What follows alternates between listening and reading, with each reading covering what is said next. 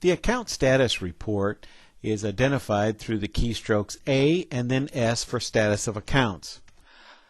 We can either choose all reports or we could choose to only look at one report. I strike the F10 and I'm going to bring it straight to the console, but also you see you have abilities to do lots of other things, including emailing of this report, faxing, and writing of a disk file. After I bring it to the screen, notice there are several columns across the top. We'll take time to understand these columns and their capabilities now. The first field grouping is the account number. Then there is the identifier whether or not there is a zone account specified within this account. The N stands for notify account, whether specified, and B for backup account, whether specified. The next field grouping is the next violation. This particular account says that tomorrow at 6 a.m.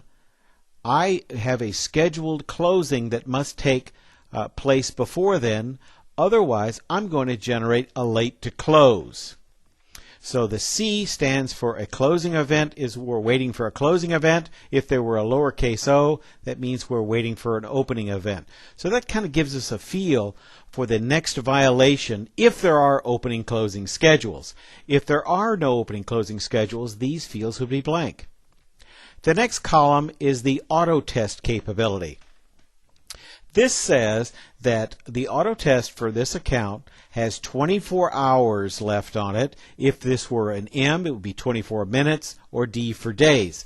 So this is the current countdown value within the auto test for this account. If I wanted to monitor this account to see it count down every hour on the hour, just after every hour on the hour, I would go back and look at this number. I should see this number decrement to 23 hours at 1400 and to 22 hours at 1500 and so forth. The next scheduled service for this account is scheduled on 4/6/04, April 6th of 2004. The record number or slot number that this account takes up within the account file DAT is record slot number 0. There are in the demo account a total of 50 record slots, 0 through 49. Just so happens Tequila Willie's is the first one in the file. Again, some of this information may or may not have any relevance to what you want to know, but there's many times that SIM personnel in our support staff may ask you what these values are, or ask you to send a copy of this report. The next column is how many zones this account has underneath it. How many contacts is the next one. And then we have a series of 3 different fields that actually control the checksums of this account. For example, the database or the account file DAT, the checksum says there has been a change since the last time the checksums were reset. The zones say there has also been a change in the zones. The contacts indicate a change in the contacts. There are 3 other capabilities that we'll see. DF means the difference. ER means there's an error in the linking or the chaining of all these events, indicating there's something wrong in the file structure. BL indicates there's a blank line within the structures. In the case of ZL or the zones, a blank line would indicate that there is a blank somewhere in the middle of the structure. This is not necessarily a bad thing, but is helpful if we're troubleshooting it and trying to understand what's going on. The other thing is OK. OK indicates that the checksum matches the computed checksum of the database. And then the last thing is the last change date that someone went into this account and made some sort of a modification on it and wrote it out. It just so happens that earlier today, before doing this particular report, some changes were made in this account, and so that's the reason the date shows today's date. Now, I want to show you how to reset the checksums that are located for all these accounts. We simply would go to Status, we go to the first account, go to the last account, We can either write it to a non-existent printer or write it to a disk file. And it has gone through now and computed the checksums. So this time, when I go back and look at all my accounts, I'll know that I'll go back and look at Tequila Willie's, just so we know.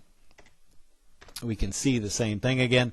I've reset all my checksums. Now, if I wanted to go and find out, if I was troubleshooting a database problem or some sort of data corruption problem, I would use these kinds of capabilities to find out if there's been any changes in those databases. A lot of times I'll go in and reset those if we are trying to do support personnel to go find things out.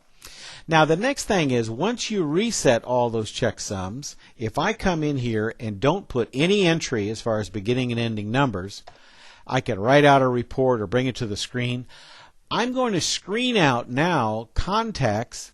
I'm going to bring up contacts, even though they've got all OKs in their checksums here. I'm going to bring them up if they don't have any zones, and if they don't have a zone account, or if they don't have any contacts and don't have any notification accounts. So in this case here, I've brought up a series of numbers here. Most of these are zone accounts which would not have contacts, and so therefore that kind of goes without saying. The other one is a 110008. He says this account has no contacts, but yet doesn't have a notify account. So I would know that under normal circumstances, not within our demo here, that this is a cause for concern. So no matter how big the database, I could go through and set myself up by resetting the checksums, pull this report, and I'm going to see all accounts that either don't have zones and don't have a zone account, or don't have contacts and don't have a notify account. Okay, this concludes our explanation of the status of accounts report.